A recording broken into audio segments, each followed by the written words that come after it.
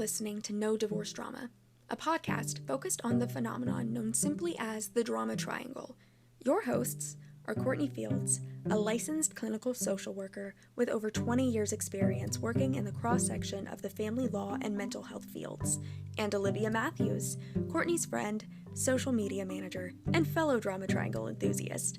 Follow along each week as Courtney and Liv focus on one aspect of the drama triangle and break down how it can show up in your life, and what to do when it does. This week, they're giving an introduction to the drama triangle for those who don't know if they've experienced it. Stay tuned.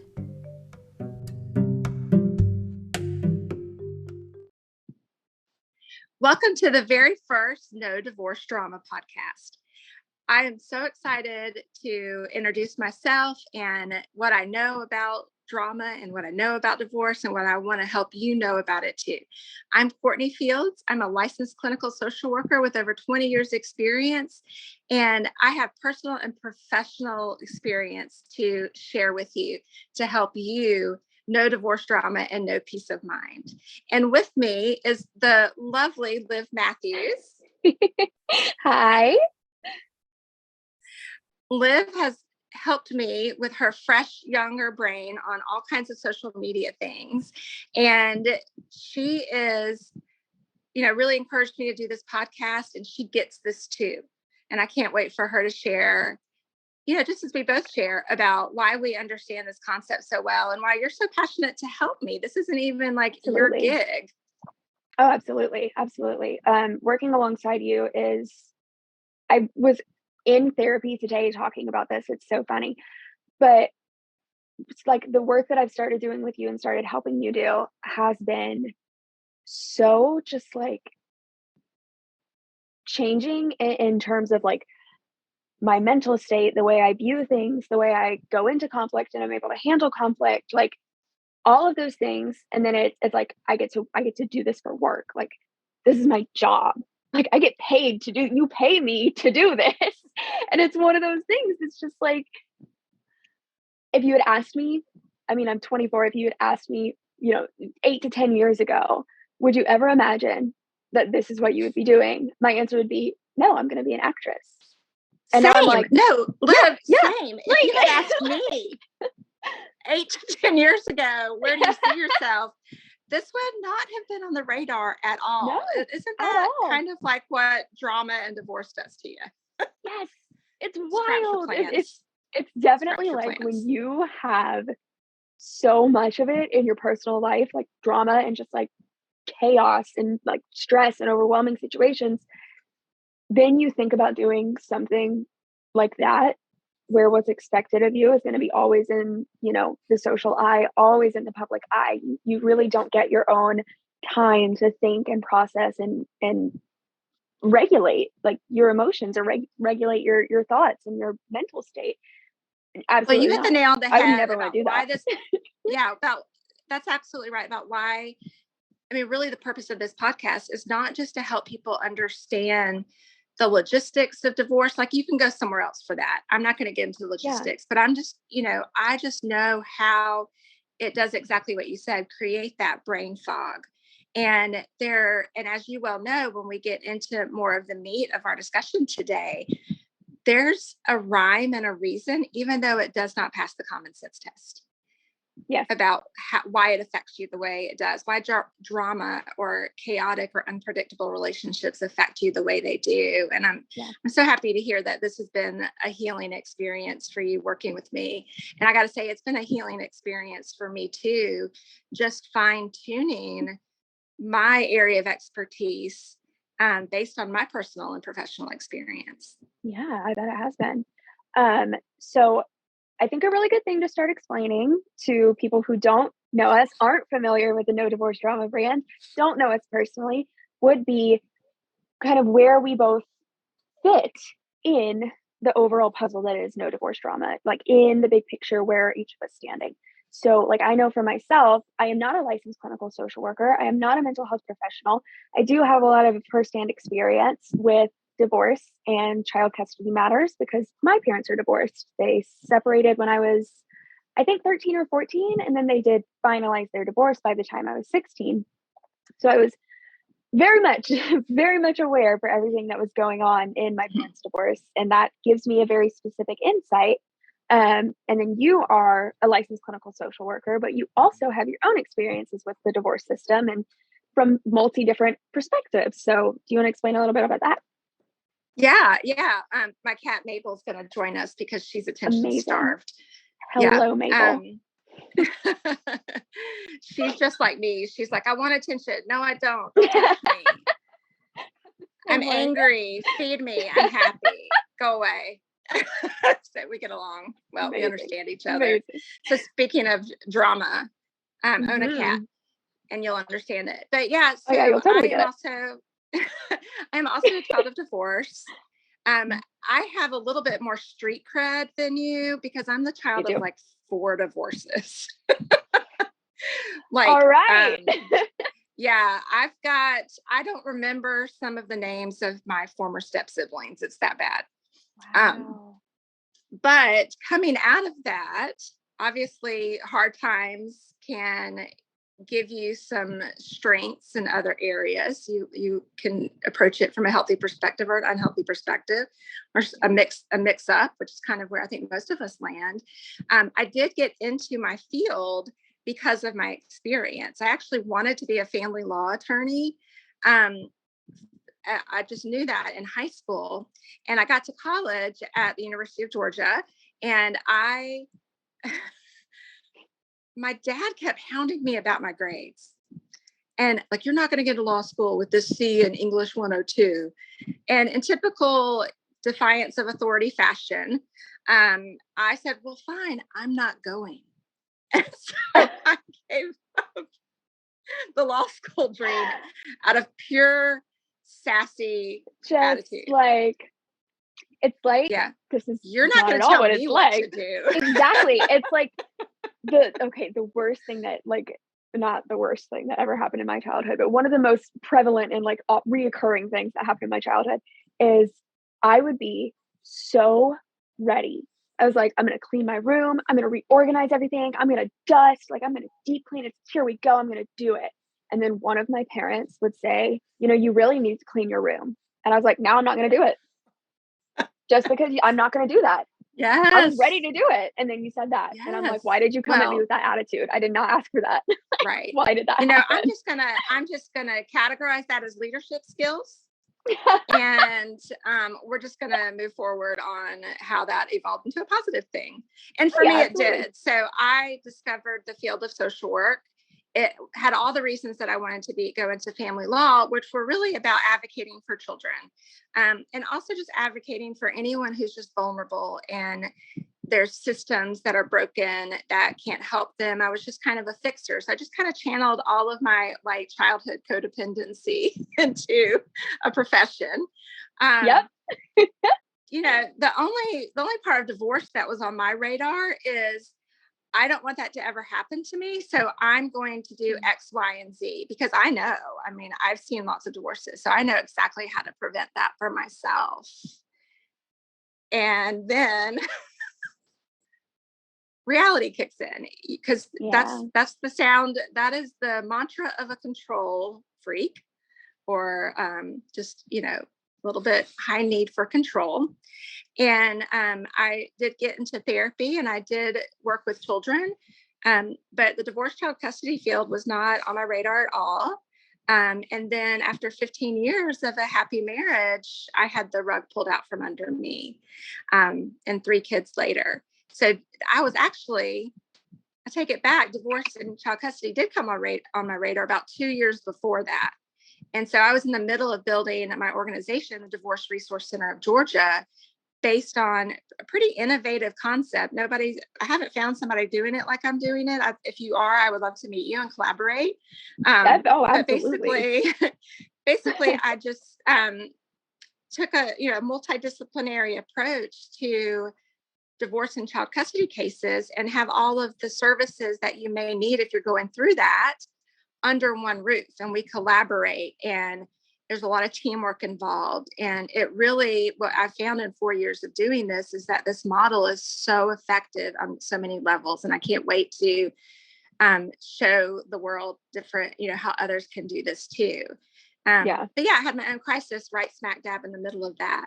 And about a year before that, ironically, I was going through my own like midlife crisis, but in the version of I want to do fun things again. I had like been the primary caretaker for 3 kids, and that's how I met you. Was stepping out of my comfort zone. And then, and ironically enough, we met in the theater. We were in a play together. And where was that play set? What was the setting of the entire play? In court. In court. So we did a play called The Night of January 16th. And I was on trial for murder, and you were the court reporter. So you were taking notes, doing all of that fun stuff. And I was being questioned for you were like a sexy vixen gold digger. I was. It was very supposedly murdered her husband. Yes. I don't think we were even married. Like, I think it was just, I honestly, like, I don't remember. I remember my character's name was Karen. I don't remember her last name. Oh, Karen. It was Karen. I know. Yeah. And she Total was. Karen. Oh, she was. She really heinous. was. She was heinous. Like, the entire time she was heinous. And it was, God bless the sweet Karens. I have an Aunt Karen, so I can't hate on Karens too much. There's sweet ones out there. But yeah, that was an unfortunate. It was an unfortunate name. And I think that was honestly before like the rise of Karen as, you know, the way that we know it with that connotation, like, had really begun. But yeah, it was Karen, and she was a Karen. So yeah. And so then we just stayed in touch, and we were in another play together after that. We were double casted in Still Magnolias in community theater. Yeah. And I was Annelle in my cast, and you were Shelby. In your cast. Shelby. Yeah. That was not a stretch to find that accent. Oh Lord, no. Yeah. In Georgia? Absolutely not. No. So yeah, we just have a fun little connection there, and we just jive. And I think both being children of divorce, because you've shared your personal experience with me, and I just relate so much to it. That our just energies aligned. And when I needed some help, I didn't know who to ask. And then you said, hey, I'm helping people like as a virtual assistant and stuff. And I'm like, oh, she would be perfect. Amazing. And what's so funny is you said earlier that you had turned kind of like your need for control and codependency into a career, essentially. Like, that's what you kind of founded it on. And when I when I found the world of virtual assisting, I was just so fed up with having to go to a place and clock in and like have my entire 40-hour work week. Like, it was exhausting. It was mentally draining. It was physically draining. Like, it wasn't something that I was enjoying doing. And I couldn't think of a situation where I would feel good doing that. And so I discovered virtual assisting, and it was essentially like, no, like you are your boss. Like, you can work from wherever you want to work for. Like, if that's, you know, from home in your bed, that's fine. If it's from a home office, that's fine. If you want to rent out an office space and have a separate space from your home, that's fine. But the point is, you control your schedule, you control your hours, you control all of that. And I was like, I love it. Sign me up. So I started digging and started looking into, you know, what actually goes into being a virtual assistant. And I found that there's a lot of different subsets. There's different categories. And so my predominant focus is graphic design and social media management, which is what I do for you. So it's what I needed. Yeah. Yes. And it just like, because if I'm in a bad aligns mood so well. If I'm like feeling, I'm having an introverted day. I'm having an introverted day online too. Like, I don't want to post anything. I don't want to be online. And it's fine, like, if it's personal, but for your business and for your brand, you might want to be a little bit more consistent. So I hear. So that's what you helped me with. And you're awesome at it. It's one of those things. It's like, how are people going to notice you if you don't post? And you're like, I don't know. Like, I Yeah, know, like but maybe they'll just stumble upon me. But I yeah. think I bet you also felt that sense of freedom because you felt more fulfilled with your work as well than the 40-hour Oh, clock absolutely. in. Because I know for me, I specialize in high conflict divorce and child custody matters. And when I tell people that, they're like, ugh. And I'm like, oh my gosh, but it cured my burnout when I started Like, doing this work. Like yeah. how does that exist? I was like, well, because you find your passion and you start to feel fulfilled, even if it looks like really hard to other people. And I very, very strictly with myself follow the mantra, when it starts to feel like work, that is when you need to take a break. Like, even if it's Mm-hmm. just an hour or two to reset, have lunch to yourself, have some personal time, that's fine.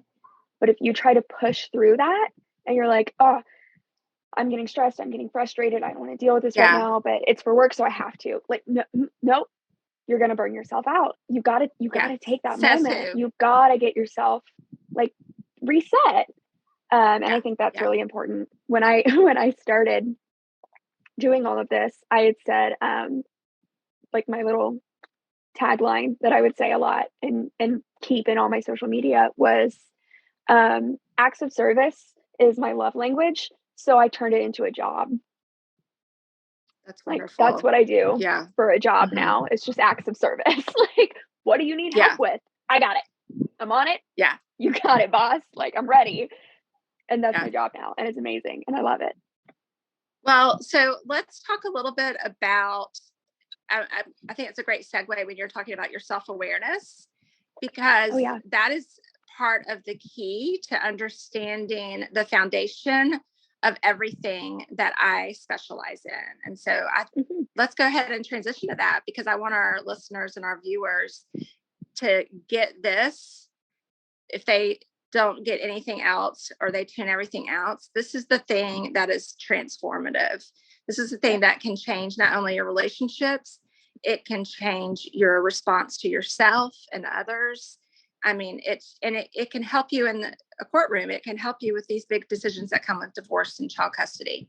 So the reason I call my brand No Divorce Drama is because over the past pretty much 10 years, so the second half of my career, I have started focusing and understanding and seeing like everywhere this theme of a concept that was actually talked about first in the late 70s by Stephen Cartman. It's the drama triangle. And it is something that is a concept that describes how a person interacts with their world. So basically their worldview. And the original information about the drama triangle was used to describe primarily people with personality disorders, like legit personality disorders. That it was something they all shared in common. And basically it was whatever the other symptoms or characteristic was, one commonality is that they have a very rigid view of the world, and everybody and everything is categorized into just three categories. And those categories are victim, persecutor, and rescuer.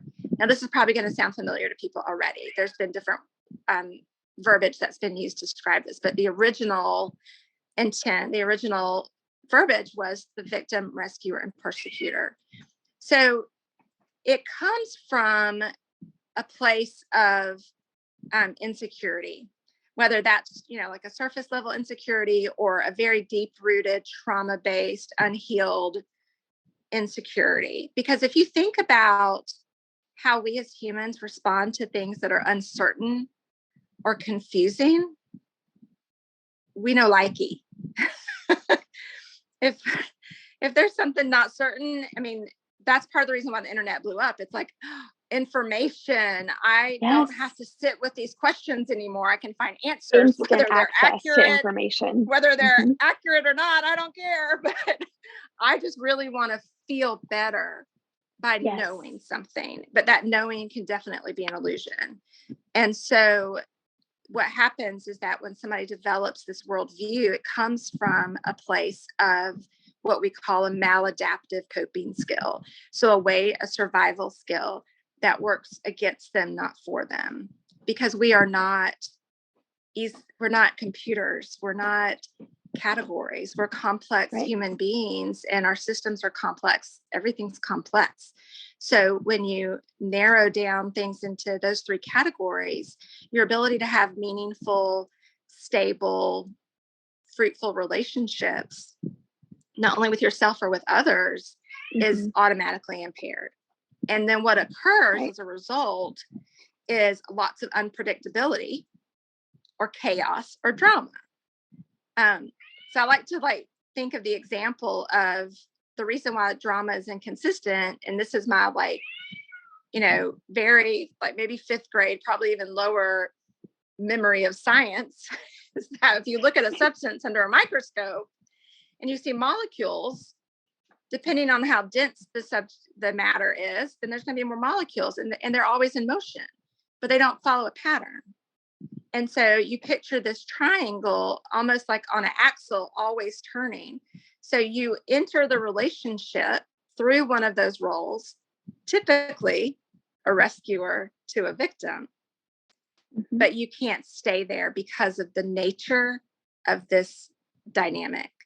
It will be in motion. And so to know if you've ever been in a drama triangle, ask yourself, have I ever had an experience where I thought I was helping somebody and they appreciated it, and then all of a sudden, for no reason I could find, I was the bad guy and they were mad at me? That's probably the number one clue that you've been in a drama triangle type relationship. And you're right. You didn't do anything. It's just the nature of chaos to be in motion and your roles switched. So that concept, once I learned, there's actually a strategy for how to not only get out of the drama triangle, but a lot of times, if that person is a parent or a co-parent or a partner or a child even, or a boss, a lot of times you're in a situation where you still have to navigate that relationship. You can't just be like, see ya, wouldn't want to be ya, and hightail it on out of town. So what I teach throughout my work as a therapist and my work as a professional consultant is that there's a way to work with somebody way more effectively than you can ever imagine. But you have to understand the nature of chaos and drama. You have to know the rules of the game so that you can make sure that you don't get caught up in it, because it's kind of contagious. Like the more you're with someone like that, who's maybe has a more deep-rooted way of a more deep-rooted, rigid view of the world. Typically you'll get caught up in it as well, because you're just trying to figure out how to navigate a relationship with that person.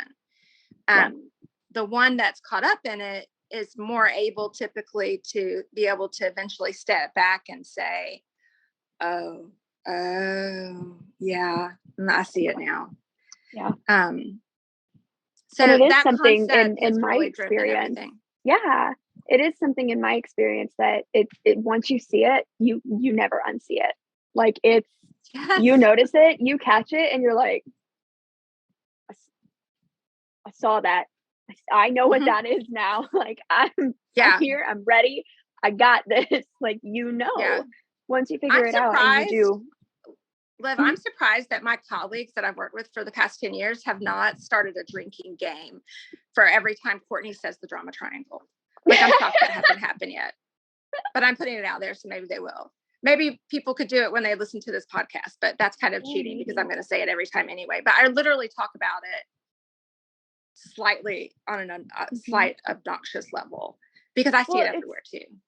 And it's almost like, definitely in this field, but just in interpersonal relationships in general, in those kinds of connections, like it's almost like all roads lead to the drama triangle.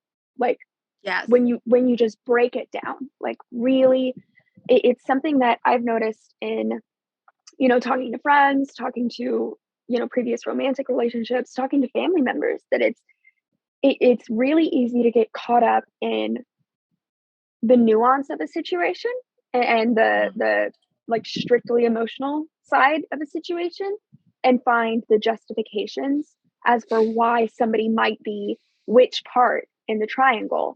And it's like, it doesn't matter. You're in the triangle. Like, it doesn't matter and your what number part, one, you're in your the number triangle. one, right? Your number one clue is usually that self-awareness. Do you feel like a victim? Do you feel like a rescuer? Do you feel like a persecutor? Those feelings are going to be your first clue, because you're not going to find the easy answer in the other person. Especially if you don't know the rules. So that's where we're going with this podcast, is that it can manifest in so many ways. It's really a universal concept.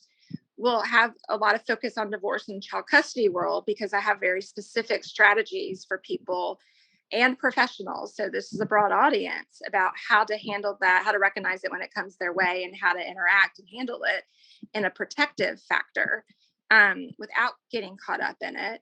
But also just about how it can manifest in lots of different areas of the world, because it really is universal. So we're going to have lots of different topics that we'll focus on as we move through the podcast. And then we're also going to have some fun, because you have to have a slightly dark sense of humor to do this kind of work. Oh, absolutely. And that's where we gel in that area as well. Yes, we do. Yes, we do. So apologies in advance if you get offended. At some point you probably will, but we love you anyway. We do, and we do our best to, remain sensitive and remain tactful to the appropriate things. But there are some things that when you have lived them, all you can do is go, yep, and just keep it moving. And that is absolutely, that is the circumstance for both of us, just knowing your story and you knowing mine. That absolutely is the situation for both of us. So you had said just a second ago. Go ahead. You had said just a second ago, you had mentioned, not really being able to navigate the drama triangle unless you know the rules. Are there specific things that you would consider, quote unquote rules for the drama triangle? Okay. What are those, if you don't mind me asking? But basically the rules are that there are roles that are being played, and the roles are also about perception. So you also have to be aware and in tune with how you are being perceived by the other person. So you could say, but I did X, Y, and Z, and I said that doesn't add up to persecutor. Oh no, there's no logic. There's no logic. I took a philosophy class like my first semester in college, and it was like, A plus B equals C is basically the foundation of all logic-based philosophers. There's no logic in the drama triangle. The only logic is the nature of drama and chaos. So that's what the biggest rule that you have to remember is that if you're coming at this from a logical perspective, it will not work. You have to understand the nature of the beast. And so we try to use our nature, or what's more commonly socially accepted, which is logic. It does not work. But that doesn't mean there's not something else. Yeah. So it's all about perception. I mean, that's one of the rules. And just that there's going to be things that this person with these deeply entrenched worldview is not capable of. And that might be something like empathy. That might be something like self-awareness. So that's it really when I see a lot. Yeah. Yeah. And so there's just things that you will feel drained and feel like you're grasping at straws because you don't understand the rules yet. Yeah. And so you can change your tactics and it can feel less emotionally draining. And for example, like in my organization, my policy and procedures are all basically based on the expectation that a drama triangle person's coming to me. There's just an assumption. So my rules that you got to follow to be my client are going to be things that I'm just going to preemptively err on the side of caution and just assume that that's the way that you operate in the world. And I'm going to teach you how to operate in my world in a healthier way through my boundaries and through my policies and procedures. Yeah, I like that. I like that a lot. I think that keeps you safe, but it also, I think it also does keep them safe on some level, because it's a space where those behaviors are not allowed. It's a very compassionate way to approach it. I feel a lot of compassion towards people who are identified in this way. And that's why I'm very careful about the language I use. You won't hear me calling somebody a narcissist. I won't diagnose anybody with a personality disorder, but I talk about how deeply entrenched or deeply rooted this worldview is. And that's really coming from a compassionate place, because this is a very miserable way to live. Yeah, it is. At its core. So, I kind of feel like it's time to transition to something a little bit more fun. All right, let's do it. What do you have in mind? So I'm just a little bit, not obsessed, but I get into pop culture. Okay. It keeps me young at heart.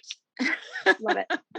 I love it. And I don't take deep dives into it, but I am always curious about celebrity relationships. Okay. And so I was wondering if we could maybe do a thing where we talk about, let's kind of just figure out, wonder if there's a drama triangle and what might be the clues that we actually know about in public of a relationship, and kind of see where the drama triangles are.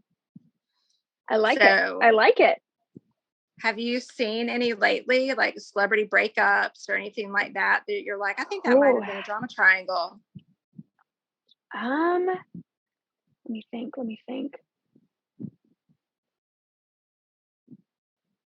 I can think of the ultimate one. Okay, tell me. Brad and Angelina.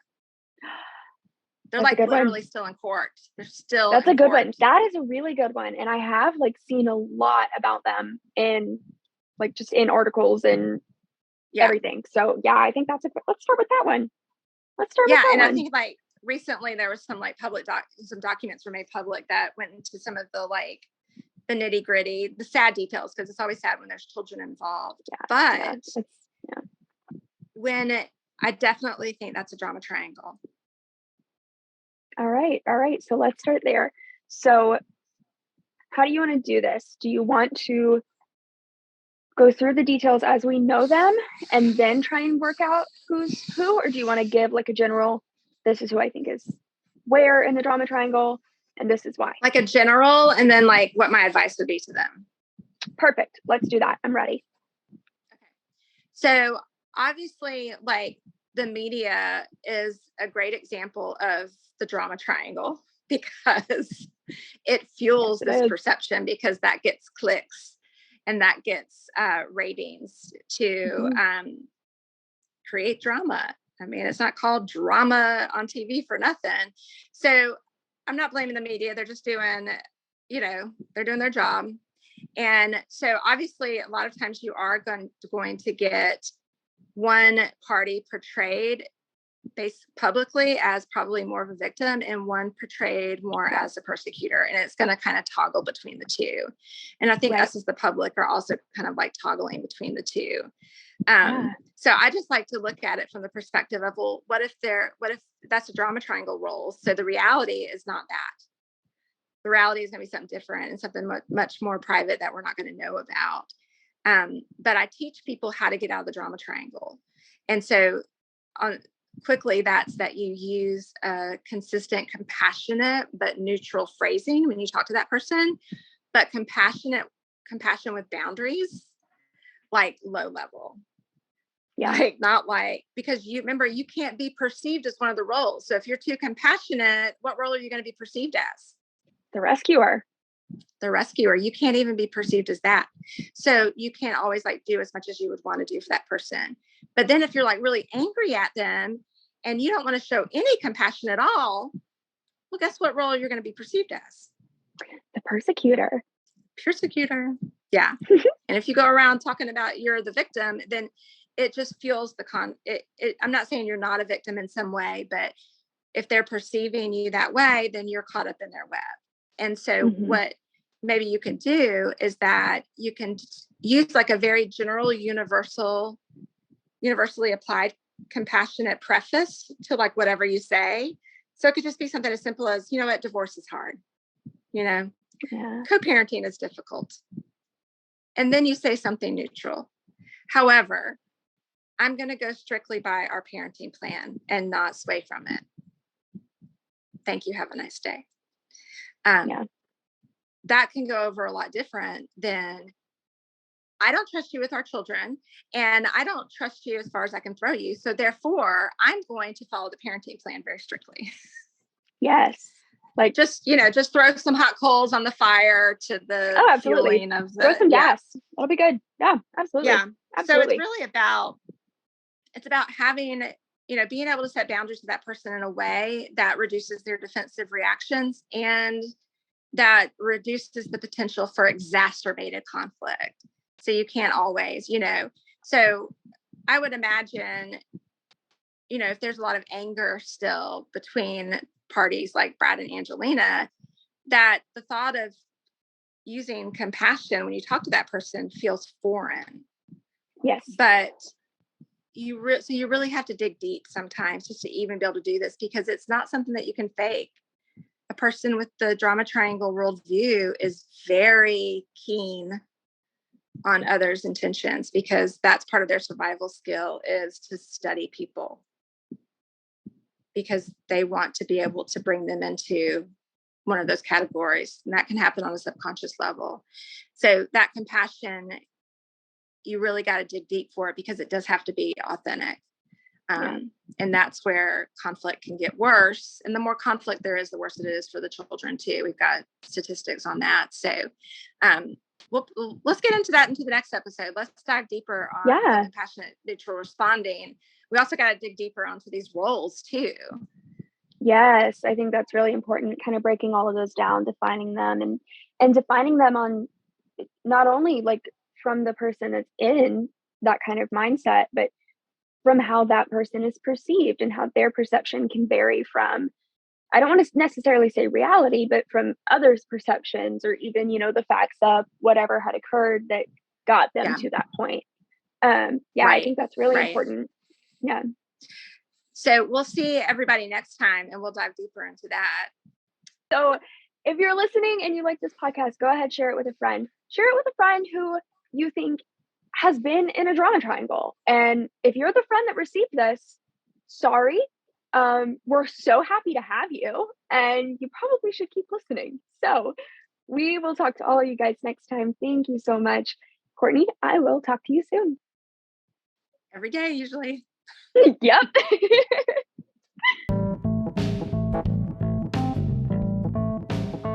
Hey, it's Liv. Thanks for listening. While you're here, don't forget to follow us on social media to keep up with all the behind the scenes from this podcast and some awesome bonus material from me and Courtney about what it is we do when we're not recording. You can find us on Instagram at KDD_pod. See you there.